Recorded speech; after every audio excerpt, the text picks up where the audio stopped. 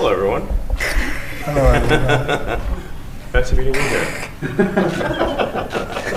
Come here often? X, are you okay? This is X, and he's a great guy, high IQ. He's a high IQ individual. Yeah, he's got this. Check out this cool chain he's got. So thank you very much. We had a busy day today. The king just left, and we've had a great discussion, terrific discussion concerning Gaza and everything else.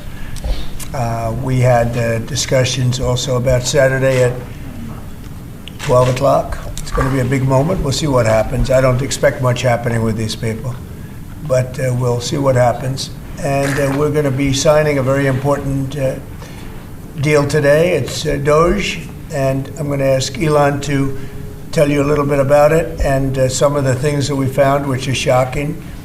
Billions and billions of dollars in waste, fraud, and abuse. And I think it's very important. And that's one of the reasons I got elected. I said, we're going to do that. Nobody had any idea it was that bad, that sick, and that corrupt. And it seems hard to believe that judges want to try and stop us from looking for corruption, especially when we found hundreds of millions of dollars worth, much more than that, in just a short period of time. And we want to weed out the corruption. And it seems hard to believe that a judge could say, we don't want you to do that. Well, so maybe we have to look at the judges, because that's a very serious, I think it's a very serious violation. I'll ask Elon Musk to say a few words, and we'll take some questions. Elon, go ahead. Sure. So the at a high level, you say, what is the goal of Doge, and I think a significant part of this of presidency is to restore democracy. This may seem like, well, aren't we in a democracy? Well, if you don't have a feedback loop, okay, we'd have to, if you sorry. So your gravitas can be difficult sometimes. If there's not a good feedback loop from the people to the government, and if you have rule of the bureaucrat, or if the bureaucracy is in charge, and then what meaning does democracy actually have? If the people cannot vote and have their will be decided by their elected representatives in the form of the president and the Senate and the House, then we don't live in a democracy, we live in a bureaucracy. So it's incredibly important that we close that feedback loop, we fix that feedback loop, and that the public's elected representatives, the president, the House, and the Senate, decide what happens, as opposed to a large unelected bureaucracy. This is not to say that there are good people who are in the federal bureaucracy, but you can't have an autonomous federal bureaucracy. You have to have one that is responsive to the people. That's the whole point of a democracy. And if you looked at this, if you looked at the founders today and said, what do you think of the way things have turned out? Well, we have this unelected, fourth unconstitutional branch of government, which is the bureaucracy, which has, in a lot of ways, currently more power than any elected representative. And this is not something that people want, and it does not match the will of the people. So it's just something we've got to fix. And then we've also got to address the deficit. So we've got a $2 trillion deficit, and if we don't do something about this deficit, the country's going bankrupt. I mean, it's really astounding that the interest payments alone on the national debt exceed the Defense Department budget, which is shocking, because we spend a lot of money on defense. And if that just keeps going, we're essentially going to bankrupt the country. So what I really would say is, like, it's not optional for us to reduce the federal expenses. It's essential. It's essential for America to remain solvent as a country, and it's essential for America to have the resources necessary to provide things to its citizens and not simply be servicing vast amounts of debt.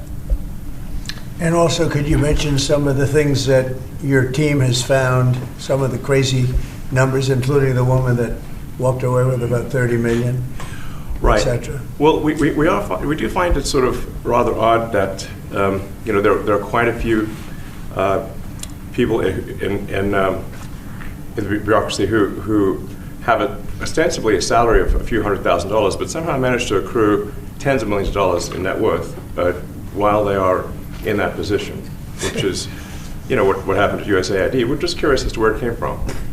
Maybe they're very good at investing, in which case we should take their investment advice, perhaps.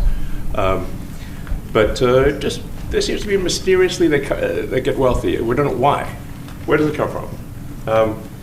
And I think the reality is that they're getting wealthy at the taxpayer expense. That's the honest truth of it. So, we're looking at, say,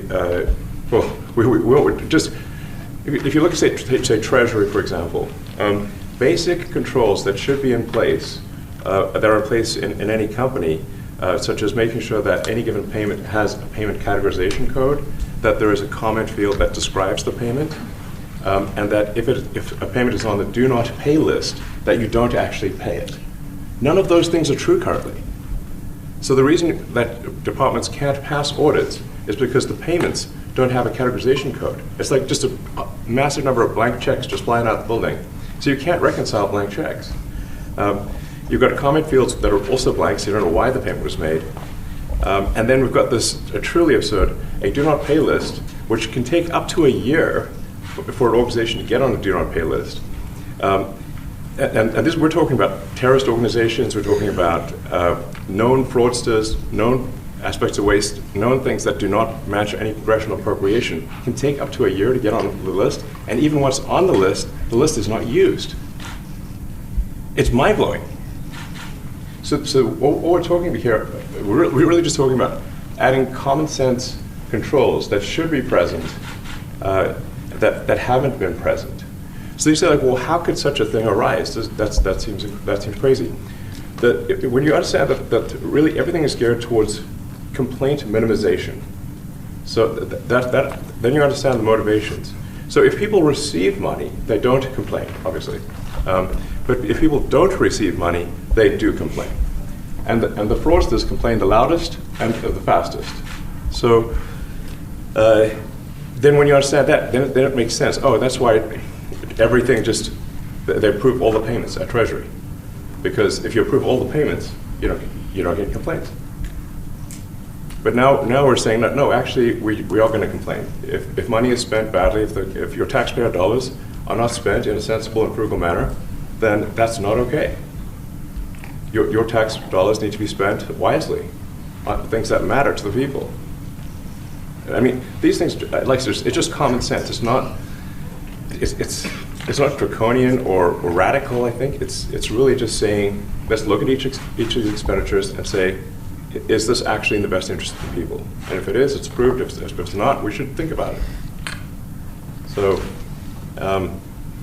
there's crazy things like just cursory examination of Social Security, and we've got people in there that are 150 years old. Now, do you know anyone who's 150? I don't. Okay. They should be on the Guinness Book of World Records. They're missing out. So, that's a case where, I think they're probably dead. It's my guess.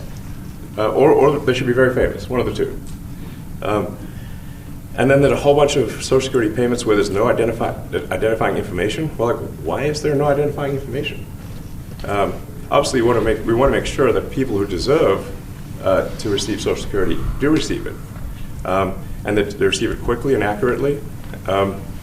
Also, another crazy thing. So, one of the things is we are trying to sort of right-size the federal bureaucracy, just make sure that this. Obviously, there need to be a lot of people working for the federal government, but not as many as currently. So we're saying, let's, if people can retire, with full benefits and everything, that would be good. They can retire, get their retirement payments, everything. And then we're told, this is actually, I think, a great anecdote, because we're told the most number of people that could retire possibly in a month is 10,000. We're like, well, why is that? Well, because all the retirement paperwork is manual on paper. It's manually calculated, then written down on a piece of paper. Then it goes down a mine. And what do you mean a mine? Yeah, there's a limestone mine where we store all the retirement paperwork. And you look at a picture of this mine. We'll post some pictures afterwards. And this mine looks like something out of the 50s because it was started in 1955. So it looks like it's like a time warp. And then the speed, the limiting factor is the speed at which the mine shaft elevator can move determines how many people can retire from the federal government.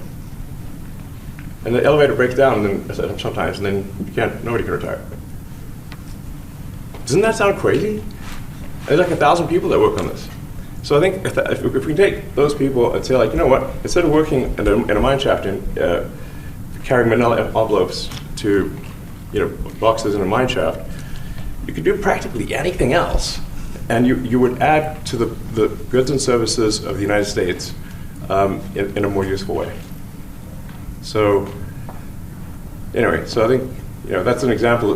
Like at a high level, if you say, like, how do we increase prosperity? Is we get people to shift from roles that are low to negative productivity to high productivity roles, and so increase the total output of goods and services, which means that there's a higher standard of living available for everyone. That's the actual goal. Everyone's very quiet. Your detractors, Mr. Musk. I have to what? Including a lot of Democrats. I have detractors? You do, sir. I don't believe it. Say that you're orchestrating a hostile takeover of government and doing it in a non-transparent way. What's your response to that criticism? Well, first of all, you couldn't ask for a stronger mandate from the public. The public voted. We have a majority of the public voting for President Trump. Won the House, won the Senate. The people voted for major government reform. There should be no doubt about that. That was on the campaign. The president spoke about that at every rally. The people voted for major government reform, and that's what the people are going to get. They're going to get what they voted for. And a lot of times, people that don't get what they voted for, but in this presidency, they are going to get what they voted for. And that's what democracy is all about. Mr. Musk, the White House says that you will identify and excuse yourself from any conflicts of interest that you may have. Does that mean that you are, in effect, policing yourself? What are the checks and balances that are in place to ensure that there is accountability and transparency? Well, we actually are trying to be as transparent as possible. In fact, we post our actions to the Doge handle on X and to the Doge website. So all of our actions are maximally transparent. In fact, I don't think there's been, I don't know of a case where an organization has been more transparent than the Doge organization. So the kind of things we're doing are, I think, very, very simple and basic. They're not, what I mentioned, for example, about Treasury, just making sure that payments that go out, taxpayer money that goes out, is categorized correctly, that the payment is explained, that organizations on the do not pay list, which takes a lot to get there, that actually are not paid, which currently they are paid. These are not individual judgment decisions. These are about simply having sensible checks and balances in the system itself to ensure that taxpayer money is spent well. So it's got nothing to do with, like, say, a contract with some company of mine at all. But if there is a conflict of interest when it comes to you yourself, for instance, you've received billions of dollars in federal contracts, when it comes to the Pentagon, for instance, which the president, I know, has directed you to look into. Yeah. Are you policing yourself in that? Is there any sort of accountability check and balance in place that would provide any transparency for the American people? Well, all of our actions are fully public. So if you see anything, you say, like, wait a second, hey, Elon, that seems like maybe that's, that there's a conflict there. It's not like people are going to be shy about saying that. They'll say it immediately. Including you yourself? Yes. But transparency is what builds trust, not simply somebody asserting trust. So not somebody saying they're trustworthy, but transparency, so you can see everything that's going on. And then you can see, am I doing something that benefits one of my companies or not? It's totally obvious. And if we thought that, we would not let him do that segment or look in that area. If we thought there was a lack of transparency or a conflict of interest. And we watch that also. He's a big businessman. He's a successful guy. That's why we want him doing this. We don't want an unsuccessful guy doing this. Now, one thing also that Elon hasn't really mentioned are the groups of people that are getting some of these payments. They're ridiculous. And we're talking about billions of dollars that we've already found. We found fraud and abuse. I would say those two words as opposed to the third word that I usually use, but in this case, fraud and abuse. It's abusive because most of these things are virtually made up, or certainly money shouldn't be sent to them. And you know what I'm talking about. It's crazy. So, but we're talking about tens of billions of dollars that we've already found. And now a judge who's an activist judge wants to try and stop us from doing this. Why? Why would they want to do that? I campaigned on this. I campaigned on the fact that I said government is corrupt. And it is very corrupt. It's very, very, it's also foolish. As an example, a man has a contract for 3 months and the contract ends, but they keep paying him for the next 20 years, because nobody ends a contract. You got a lot of that. You have a contract that's a 3-month contract. Now, normally, if you're in a small, in all fairness, it's the size of this thing is so big. Yeah. But if you have a contract and you're in a regular business, you end the contract in 3 months. It's a consultant. Here's a contract for 3 months, but it goes on for 20 years. And the guy doesn't say that he got money for 20 years, They don't say it. They just keep getting checks month after month. And you have various things like that, and even much worse than that, actually, much worse. And I guess you call that incompetence, maybe. Yeah. It could be corruption. It could be deals made on both sides, where the guy gets the money, he kicks. I think there's a lot of kickback here. I see a lot of kickback here. There's a lot of kickbacks. A tremendous kickback, because nobody could be so stupid to give out some of these contracts. Yes. So he has to get a kickback. So that's what I got elected for, that and borders and military and a lot of things, but this is a big part of it. And I hope that the court system is going to allow us to do what we have to do. We got elected to among other things, find all of this fraud, abuse, all of this horrible stuff going on. And we've already found billions of dollars, not like a little bit, billions, many billions of dollars. And when you get down to it, it's going to be probably close to $1 trillion. It could be close to $1 trillion that we're going to find. That will have quite an impact on the budget. Yes. And you'll go to a judge where they handpick a judge, and he has certain leanings. I'm not knocking anybody for that, but he has certain leanings. And he wants us to stop looking. How do you stop looking? I mean, we've already found it. We have a case in New York where a hotel has paid $59 million, $59 million because it's housing migrants, illegal migrants, all illegal, I believe. And they were being paid twice the normal room rate at 100% occupancy. Unbelievable. So it's a racket. Mr. Musk, can I ask a question? Well, if I may sort of just going for the President's comments, at a high level, you say, well,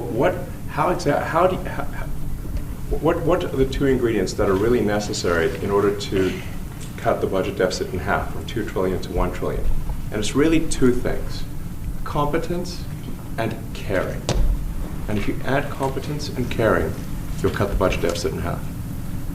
And I fully expect to be scrutinized and get a daily proctology exam, basically. Might as well just camp out there. So it's not like I think I can get away with something. I'll be scrutinized nonstop. But with support of the President, we can cut the budget deficit in half from 2 trillion to 1, and then with deregulation, because there's a lot of sort of regulations that don't ultimately serve the public good. We need to free the builders of America to build, and if we do that, that means I think we can get the economic growth to be maybe 3-4%, maybe 5%. And that means if you can get $1 trillion of economic growth and you cut the budget deficit by $1 trillion, between now and next year, there is no inflation. There's no inflation in 26. And if the government is not borrowing as much, it means that interest costs decline. So everyone's the mortgage, their car payment, their credit card bills, anything, their student debt, the monthly payments drop. That's a fantastic scenario for the average American. I mean, imagine they're going down the grocery aisle and the prices from one year to the next are the same, and their mortgage, all their debt payments dropped. How great is that for the average American? We had no idea. We had no idea we were going to find this much, and it's open. It's not like complicated. It's not that complicated. Stuff. It's just like, a lot of work. Yeah. You can't believe it. A lot of work. A lot of smart people involved. Very, very smart people. But you're talking about anywhere, maybe 500 billion. It's crazy the kind of numbers you're It is really talking crazy. about. You know, normally when you're looking at something, you'll find you're looking for 1 out of 100. Here, you're almost reversing it. You look for one that's good. Yeah. And you can look at the title and you say, why are we doing this? Why are we doing that? And the public gets it. You know, the public gets it. You've seen the polls. The public is saying, why are we paying all this money? This for years, this has gone on. Mr. Musk, President Trump, Yeah, go ahead. Wait, go ahead. Senator Rand Paul today said that DOJ cuts will ultimately need a vote in Congress. Do you agree with that? Is that the plan? I really don't know. I know this. We're finding tremendous fraud and tremendous abuse. If I need a vote of Congress to find fraud and abuse, it's fine with me. I think we'll get the vote, although there'll be some people that wouldn't vote. And how could a judge want to hold us back from finding all of this fraud and finding all of this incompetence? Why would that happen? Why would even Congress want to do that? Now, Congress, if we do need a vote, I think we'd get a very easy vote because we have a track record now. We've already found billions of dollars of abuse, incompetence, and corruption. A lot of corruption. If a judge does block one of your policies, part of your agenda, will you abide by that ruling? Will you comply Well, I with that always order? abide by the courts, and then I'll have to appeal it. But then what he's done is he's slowed down the momentum. And it gives crooked people more time to cover up the books. You know, if a person's crooked and they get caught, other people see that, and all of a sudden it becomes harder later on. So, yeah, the answer is I always abide by the courts, always abide by them, and will appeal. But appeals take a long time, and I would hope that a judge, if you go into a judge and you show him, here's a corrupt situation, we have a check to be sent, but we found it to be corrupt. Do you want us to send this corrupt check to a person, or do you want us not to give it and give it back to the taxpayer? I would hope a judge would say, don't send it, give it back to the taxpayer. Yeah, if I can add to that, what we're finding is that a bunch of the fraud is not even going to Americans. So I think we can all agree that if there's going to be fraud, it should at least go to Americans. But a bunch of the fraud rings that are operating in the United States and taking advantage of the federal government, especially in the entitlements programs, are actually foreign fraud rings. They're operating in other countries and actually exporting money to other countries. We should stop that. Mr. Musk, and this is big numbers. Talking about $100 to $200 billion a year. Sure. Serious money. Mr. Musk, you said on X that an example of the fraud that you have cited was $50 million of condoms was sent to Gaza. But after fact-check this, apparently Gaza in Mozambique, and the program was to protect them against HIV. So can you correct the statements? It wasn't sent to Hamas, actually. It was sent to Mozambique, which makes sense why condoms was sent there. Yeah. And how can we make sure that all the statements that you said were correct, so we can trust what you say? Well, first of all, some of the things that I say will be incorrect and should be corrected. So nobody's going to bat 1,000. I mean, we will make mistakes, but we'll act quickly to correct any mistakes. I'm not sure we should be sending $50 million worth of condoms to anywhere, frankly. I'm not sure that's something Americans would be really excited about. And that is really an enormous number of condoms, if you think about it. If it went to Mozambique instead of Gaza, I'm like, okay, that's not as bad, but still, why are we doing that? Mr. Musk, can you talk a little bit about how closely you're working with agency heads as you're directing these cuts? Do they have how much input do agency heads have when you're making these decisions? Yeah, we work closely with the agency heads, there are sort of checks in place. So it's not just us just going in and doing things willy-nilly. It's in partnership with the agency heads, and I check frequently with the president to make sure that this is what the president wants to have happen. So we talk almost every day, and I double check things to make sure, is this something, Mr. President, you want us to do this? Then we'll do it. USAID has been one of your main targets. Are you concerned at all that some of the cuts or that shutting that agency altogether may lead to diseases or other bigger problems starting in other countries that then come to the United States? Yeah, so that's an interesting example. So that's something where we work closely with the State Department and Secretary Rubio. And we have, for example, turned on funding for Ebola prevention and for HIV prevention. You left that, you said? Yes, correct. And we are moving fast, so we will make mistakes, but we'll also fix the mistakes very quickly. Do you see it as a worthy cause, USAID? I think that there's some worthy things, but overall, if you say what is the bang for the buck, I would say it was not very good. And there was far too much of what USAID was doing was influencing elections in ways that I think were dubious and do not stand the light of day. I mean, just ask a follow-up to the Pentagon contracts. If you have received billions of dollars in contracts from the Pentagon, and the president's directing you to look into the Department of Defense, is that a conflict of interest? Are going to do at the president's request. Does that present a conflict of interest for you? No, because you'd have to look at the individual contract and say, first of all, I'm not the one, filing the contract. It's people at SpaceX or something. People will be putting for the contract. And I'd like to say, if you see any contract where where it was awarded to SpaceX and it wasn't by far the best value for money for the taxpayer, let me know, because every one of them was. The president said the other day that you might look at treasuries. Could you explain that a little bit? What kind of fraud, and that question goes to both of you, what kind of fraud are you expecting to see or do you see right now in U.S. treasuries? Yeah, I think you mean the Treasury Department as opposed to Treasury bills, or... You also referenced treasuries on Air Force One the other night. Go ahead. Well, as I mentioned earlier, really the first order of business is to make sure we're actually collecting. Sorry for this. I thought my son might enjoy this, but he's sticking his fingers in my ears and stuff. So it's a bit hard to hear sometimes. Hey, stop that. The stuff we're doing with Treasury Department is so basic that you can't believe it doesn't exist already. So for example, like I mentioned, just making sure that when a payment goes out, it has to have a payment categorization code. It's like, what type of payment is this? You can't just leave the field blank. Currently, many payments, the field is left blank. And you have to describe what's the payment for, some basic rationalization. That also is left blank. So this is why, the Pentagon, when's the last time the Pentagon passed an audit? A decade ago, maybe? I don't know, ever? Really? And we want to, just in order to actually pass audits, you have to have financial information that allows you to trace the payments. And once in a while, the Treasury has to pause payments if it thinks the payment is going to a fraudulent organization.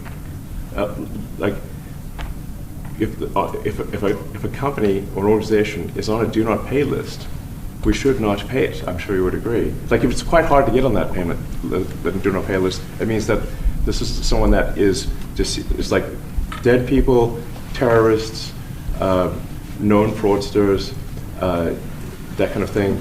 We should not pay them. But currently we do, which is crazy. We should stop that. Many transactions. And by the way, hundreds, thousands of transactions like that. We have a big team.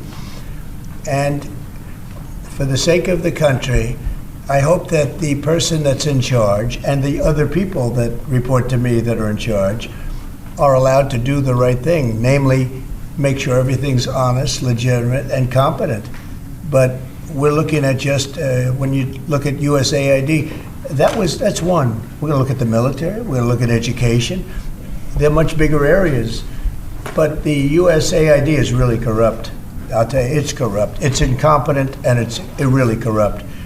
And I can't imagine a judge saying, well, it may be corrupt, but you don't have the right. You got elected to look over the country and to, as we say, make America great again, but you don't have the right to go and look and see whether or not things are right that they're paying or that things are honest that they're paying. And nobody can even believe this. Other people, law professors, they've been saying, how can you take that person's right away? You're supposed to be running the country, but we're not allowed to look at who they're paying it to and what they're paying. We have massive amounts of fraud that we caught. I think we probably caught way over a lot of billions of dollars already in, 2 weeks? Yes. And it's going to go to numbers that you're not going to believe. And much, as I said, much is incompetence and much is dishonesty. We have to catch it. And the only way we're going to catch it is to look for it. And if a judge is going to say you're not allowed to look for it, that's pretty sad for our country. I don't understand how it could even work. On the buyout program, can you personally guarantee that Which one? The buyout program, the operative federal workers, Can you personally guarantee that the workers who opt in to resign now will be paid through September? They'll get their money, but they're getting a good deal. They're getting a big buyout. And what we're trying to do is reduce government. We have too many people. We have office space. It's occupied by 4%. Nobody's showing up to work because they were told not to. And then Biden gave them a 5-year pass, some of them, 48,000 of them, gave them a 5-year pass, that for 5 years you don't have to show up to work. And let me tell you, this is largely, much of this stuff is because of Biden. It's his fault. He allowed this country, what he did on our border. What he did on our border is almost not as bad as what he did with all of these contracts that have come out. It's a very sad day when we look at it. I can't even believe it. But many contracts just extend, and they just keep extending, and there was nobody there to correct it. And that cannot be, I can't imagine that could be held up by the court. Any court that would say that the president or his representatives, like Secretary of the Treasury, Secretary of State, whatever, doesn't have the right to go over their books and make sure everything's honest. I mean, how can you have a country? You can't have anything that way. You can't have a business that way. You can't have a country that way. Hey, thank you very much, everybody. Thank you. All right, guys. Let's go. Come on, guys. Coming back tonight. Mark Fogel will be at the White House tonight at about 10 o'clock. If you want to come over, you can say hello to him. Did the U.S. give anything in return? Not much. No, they were very nice. We were treated very nicely by Russia, actually. I hope that's the beginning of a relationship where we can end that war and millions of people can stop being killed. They've lost millions of people. They lost, in terms of soldiers, probably 1.5 million soldiers in a short period of time. We got to stop that war. And I'm interested primarily from the standpoint of death. We're losing all those soldiers. And they're not American soldiers, they're Ukrainian and Russian soldiers. But you're probably talking about 1.5 million. I think we got to bring that one to an end. Okay?